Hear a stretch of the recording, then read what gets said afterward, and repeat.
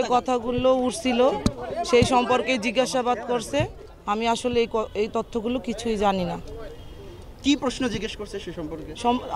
এই যে প্রশ্নগুলো সাম্প্রতিককালে উঠছে ওটাই।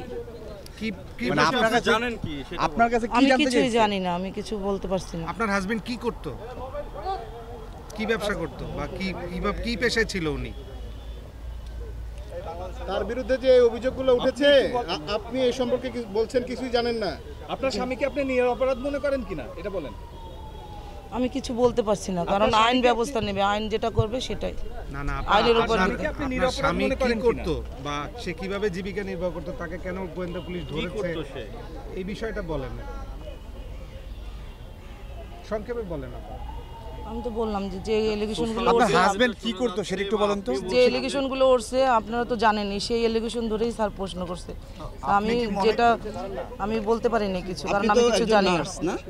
জি আচ্ছা, আমরা যতদূর জানতে পেরেছি যে মিল্টন সমাদ্দার আপনাকে বিয়ে করার পর সে এই ধরনের এই আশ্রম তৈরি করা বা এই পেশাতে সে উদ্যোগ নিয়েছে। সেক্ষেত্রে আপনি আপনাকে বিয়ে করার পর তো এক্ষেত্রে আপনারও তো সহযোগিতা ছিল বলে অভিযোগ রয়েছে, এ বিষয়ে আপনার বক্তব্য?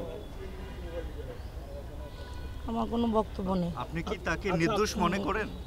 আমি সেটাও আমি বলতে পারবো না, আইন যেটা মনে করবে সেটা, আইনের দৃষ্টিকোণ থেকে যেটা সেটা।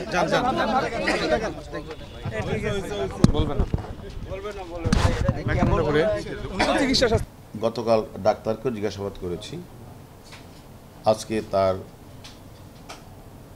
ওয়াইফকেও জিজ্ঞাসাবাদ করেছি। তো বিষয়টা হচ্ছে, ডাক্তারও কালকে বলেছে যে তার নামে যে সার্টিফিকেট দিত বা সার্টিফিকেটের সিল এবং স্বাক্ষর দিতেন সে তার কোনোটাই জানতেন না, ওটা ডেথ সার্টিফিকেট বিষয়টা। আর মাসে তাকে একবার নিয়ে আসতো, আইসা সে তাকে ঘুরাই নিত, সেই হিসাবে তাকে 12,000 টাকা দিত, এই কথাটা সে বলেছে। তবে এই ধরনের যে সে একটা জালিয়াতি করেছে, তার নামে ডেথ সার্টিফিকেট বানিয়ে সিল এবং সই জাল করেছেন, সে এটা সব কিছুই জানতেন না। আজকে তার ওয়াইফকে জিজ্ঞাসাবাদ করা হয়েছে।